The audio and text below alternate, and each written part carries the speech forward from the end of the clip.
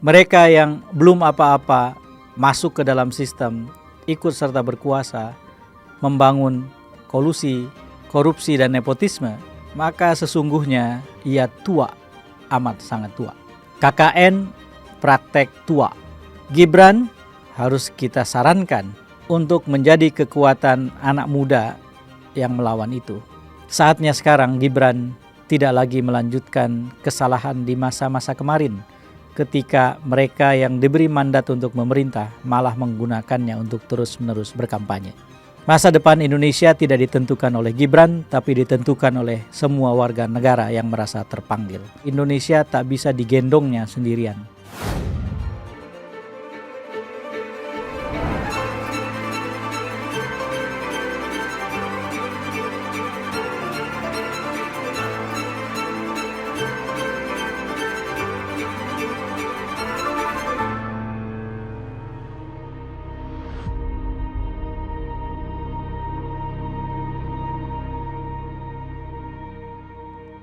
Assalamualaikum warahmatullahi wabarakatuh. Jumpa lagi dalam Keep Talking, Kang Ep bicara. Sejumlah orang bertanya kepada saya, jika saja ada kesempatan untuk membuat usulan atau saran buat Gibran, yaitu Wakil Presiden Gibran Rakabuming Raka, apa saja yang mau saya sampaikan? Saudara, kita tidak perlu mengajak Wakil Presiden bertemu untuk bisa membuat usulan. Kita tidak perlu memberi usulan setelah dimintai usulan.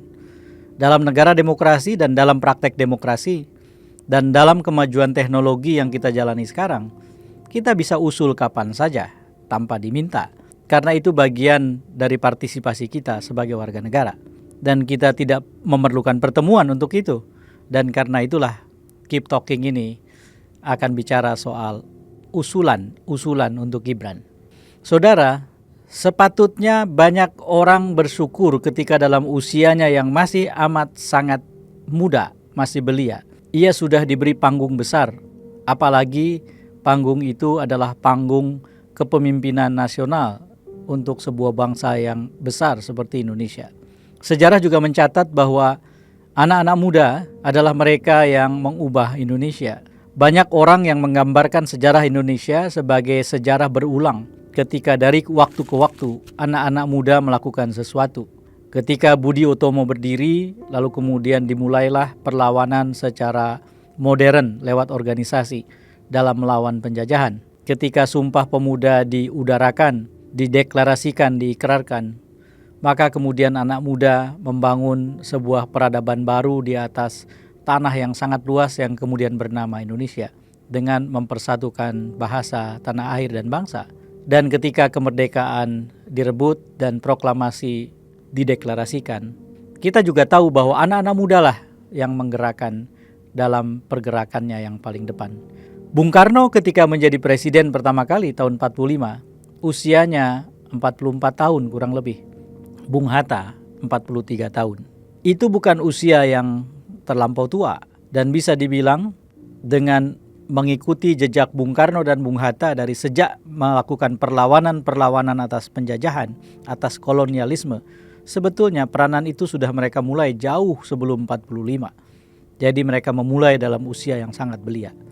Maka ketika kemudian di hari-hari ini ada anak muda yang mendapatkan kesempatan mengelola panggung besar bernama Indonesia, ia seharusnya bersyukur karena kesempatan sejarah sedang terhidang di hadapannya. Dan ia kemudian bisa memainkan peran sejarah yang amat sangat penting dan menentukan.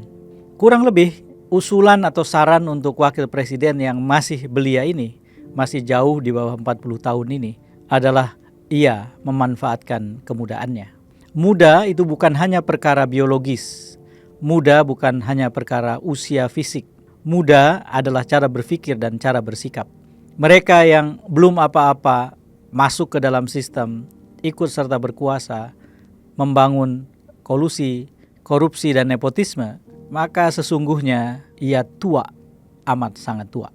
Mereka yang berkecimpung di dalam partai politik dan tanpa ada proses, melalui jalan pintas, berkat bantuan orang tua atau pamannya, lalu tiba-tiba jadi ketua umum partai, atau tiba-tiba menjadi calon wakil presiden, sebetulnya sedang mempraktekkan praktek yang sangat tua. Ia bagian dari ketuaan, tidak merepresentasikan sama sekali sesuatu yang muda. Jadi, sudahlah, Gibran sudah ada di kursi wakil presiden. Kita sudah tahu sama-sama bahwa seperti apa proses yang mengantarkan Gibran di kursi itu. Ada proses yang nepotis yang melibatkan ayah dan pamannya, yang membuat perubahan aturan terjadi, lalu kemudian Gibran jadi wakil presiden. Sudahlah, itu jadi catatan sejarah, dan nyatanya proses politik yang resmi menjadikan Gibran sebagai wakil presiden. Dan sekarang hari-hari ini, ia bahkan sedang menjalani hari-hari sekitar 100 hari pemerintahannya bersama Presiden Prabowo Subianto. Maka kita tidak lagi bisa mengajukan usulan agar Gibran menghindari praktek-praktek kotor tertentu yang sudah terlanjur dipraktekkan dan mengantar dia ke kursi wakil presiden. Tetapi saudara, kita tidak boleh berhenti berharap pada seseorang, apalagi ya pemimpin yang punya mandat, yang punya tanggung jawab untuk mengemban kepemimpinannya bagi kemaslahatan dan manfaat sebanyak mungkin orang. Karena itu, kita harus tetap berharap pada Gibran dalam pengertian bahwa kita berikan usulan-usulan selayaknya apa saja yang ia kerjakan. Saudara, ada beberapa yang terpikir oleh saya. Yang pertama, KKN praktek tua. Semakin sehat, bugar, muda sebuah demokrasi, semestinya ia semakin jauh dari praktek KKN. Gibran harus kita sarankan untuk menjadi kekuatan anak muda yang melawan itu. Melawan KKN itu seperti apa? Wakil presiden tidak punya kekuasaan sebesar presiden. Tetapi ketika harus menghadapi isu korupsi dan pemberantasan korupsi, wakil presiden yang muda ini harus punya sikap yang sangat tegas bahwa dia anti korupsi. Bahwa segala sesuatu yang sifatnya praktek korupsi akan ia lawan secara sangat serius, termasuk dengan mengajak kolaborasi institusi, lembaga, tokoh, dan jejaring publik yang memang bekerja untuk itu. Kolusi, kita sangat tahu bahwa bagian kolusi yang sangat bahaya adalah ketika kekuasaan pemerintahan bersatu dengan kekuatan bisnis yang sering disebut sebagai oligarki, dan kemudian akhirnya keputusan-keputusan publik ditumpangi oleh kepentingan bisnis, untung dan rugi yang sangat sempit. Kebijakan publik yang harusnya mengabdi kepada kepentingan orang banyak, akhirnya mengabdi kepada kepentingan sedikit orang. Nepotisme. Kita harus menghindari nepotisme karena nepotisme mengurangi keadilan demokrasi, mengurangi kesehatan kontestasi atau kompetisi. Jadi Gibran semestinya menjadi tokoh yang dengan tegas memperlihatkan sikapnya anti KKN. Kita tahu persis bahwa ayahnya Gibran melakukan banyak kekeliruan di masa lalu. Maka Gibran sebagai putranya selayaknya menghindar dari berbagai jenis kekeliruan yang sudah dipraktekkan dan dijalankan ayahnya. Mungkin orang merasa perlu untuk bersikap sinis terhadap soal ini, karena bagaimanapun Gibran mendapatkan keuntungan dari kekeliruan ayahnya. Terlepas dari itu, tidak salahnya kita tetap berharap bahwa Gibran selayaknya tidak mempraktekkan kekeliruan di masa lampau. Anak muda sekarang, generasi milenial, generasi zilenial, dan generasi alfa yang dalam pemilu 2029 akan pertama kali ikut memilih adalah generasi yang dilahirkan dalam zaman yang unik. Ketika teknologi menjadi bagian yang amat sangat penting, yang ditandai oleh adanya internet dan belakangan artificial intelligence, dan kemudian mereka ada terhimpun dalam satu jejaring komunikasi global yang tidak lagi mengenal batas antar negara. Dan karena itu ini adalah generasi kosmopolit. Saya ingin katakan bahwa dengan segala keunikan itu, generasi ini yang di dalamnya ada Gibran adalah generasi yang punya kesempatan sejarah untuk membangun peradaban yang maju dengan cara membuat kemajuan teknologi itu kompatibel dengan kemanusiaan. Teknologi mengabdi pada manusia, bukan manusia mengabdi pada teknologi. Maka dengan demikian menurut hemat saya, dengan adanya wakil generasi yang amat sangat muda dalam tampuk kepemimpinan nasional, selayaknya Indonesia melanjutkan program-program yang di Jepang dan di beberapa negara lain sudah dipraktekkan, yaitu membuat konvergensi, titik temu di antara kemajuan teknologi dengan perjuangan-perjuangan kemanusiaan. Artinya segala sesuatu yang berkembang di dunia maya itu harus kemudian memberi manfaat di dunia nyata. Dan semua orang tidak lagi menjadi budak dari teknologi, tetapi teknologi menjadi perlengkapan manusia untuk lebih beradab, lebih maju dalam kebudayaan.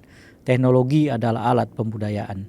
Bayangkan jika Gibran mengambil peranan itu, tentu ia akan dikenang dalam sejarah sebagai anak muda yang mengemban tugas sejarah dengan baik dan kemudian mendorong transformasi kebudayaan Indonesia. Gibran bagaimanapun masih muda, maka salah satu bagian dari kemudaannya itu adalah kesediaannya untuk belajar. Bayangkan kita punya pemimpin yang bersedia mendengar dan bersedia belajar. Dan salah satu bagian pembelajaran yang penting itu adalah memisahkan dengan tegas antara kegiatan-kegiatan kampanye dan kegiatan-kegiatan pemerintah. Menurut satu kata-kata semacam peribahasa, dikatakan bahwa berkampanye itu membuat puisi, pemerintah itu membuat prosa. Artinya yang disebut prosa di sini adalah lebih kompleks ceritanya dengan plot yang lebih rumit. Di dalamnya ada karakterisasi di mana karakter-karakter saling bertemu dan seterusnya. Sesuatu yang tidak simpel, sesuatu yang tidak juga bisa serampangan, sesuatu yang tidak bebas sebebas-bebasnya seperti orang menulis kata-kata dalam puisinya. Maka saatnya sekarang Gibran tidak lagi melanjutkan kesalahan di masa-masa kemarin, ketika mereka yang diberi mandat untuk memerintah malah menggunakannya untuk terus-menerus berkampanye. Berkampanye adalah menangguk semua keuntungan dari kebijakan publik dan uang negara untuk kepentingan diri, kelompoknya, dan kontestan yang ia dukung atau dirinya sendiri. Ketika kemudian yang bersangkutan melakukan itu, maka yang dikerjakannya adalah pengkhianatan yang amat sungguh-sungguh terhadap mandat atau amanat yang dia emban sebagai pejabat publik. Gibran selayaknya tidak dalam posisi itu. Ia harus menjadi wakil generasi muda yang mewakili sosok yang dalam politik Indonesia punya harga, punya makna, dan ikut membentuk sejarah masa depan yang gemilang. Saudara, banyak saran, banyak usul bisa kita berikan kepada Gibran soal apakah realistis atau tidak, ada urusan lain. Kita wajib menunaikan kewajiban kita untuk mendesak dan menyarankan hal-hal baik kepada pemimpin. Bahwasanya suara kita didengar atau tidak didengar, seberapa banyak yang didengar, seberapa banyak yang diabaikan, itu adalah perkara lain. Saya percaya bahwa bagaimanapun 4 tahun atau lebih ke depan akan menjadi masa yang penuh tantangan, tetapi pada saat yang sama seharusnya menantang kita untuk menjadi warga negara yang aktif. Jika memang kita punya pemimpin yang tidak bisa diharapkan, jika kita merasa bahwa ada karakter-karakter dasar dari pemimpin yang ternyata tidak sejalan dengan aspirasi kita tentang kepemimpinan dan wajah Indonesia yang harus dibentuknya, maka justru pada saat itulah kita harus melipat gandakan ikhtiar kita. Kita proaktif, kita mengaktifasi diri dengan berpartisipasi. Masa depan Indonesia tidak ditentukan oleh Gibran, tapi ditentukan oleh semua warga negara yang merasa terpanggil. Mereka merasa terpanggil sambil tahu persis bahwa Indonesia tak bisa digendongnya sendirian. Tetapi kita semua harus bahu-membahu menjemput masa depan Indonesia yang kita cintai. Saya Saifullah Fatah, wallahul muwafiq lakum ithoriq. Assalamualaikum warahmatullahi wabarakatuh.